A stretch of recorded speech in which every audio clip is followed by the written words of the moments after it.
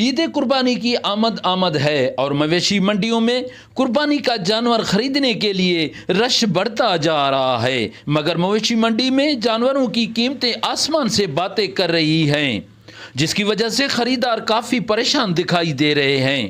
وش news کو interview دیتے ہوئے لوگوں کا کہنا تھا، ہر جانور 30 سے 40 ہزار روپے جو کہ مہنگا بک رہا ہے۔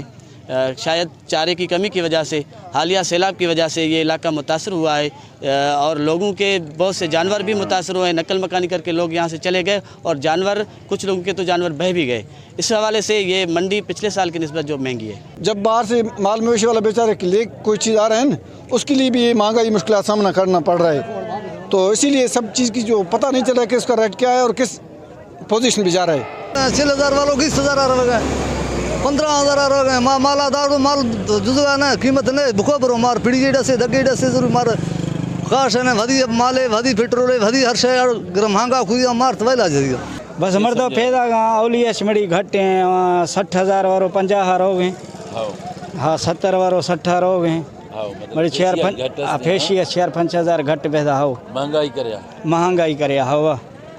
یہ بہت رہے میں پیڑی مویشی منڈی میں چھیلا کل مال اوشتیں باہ نوی مہنگائی وگند گئے غریب گرو اوزی نپوجے بھی گوں بس مجھے لات چارے خاصے بزے گرے ٹھیک ہیں نہ ہے مجھے اور ہر کلا اوشتیں 15 میں 2,000 سے 6,000 پتی ہیں فرق منڈی کل مال اچھو اوشتیں گروہ کا شنستے مسلمان مہنگی ہر کا تباہ کو۔ دوسری جانب بیوپاری بھی مہنگائی کا رونا رو رہے ہیں کہ پورا سال جانوروں کی دیکھ بھال کی ہے مگر اس کا پورا معاوضہ نہیں مل رہا ہے۔ سردار بنگلزئی، وش نیوز، سوبت پور۔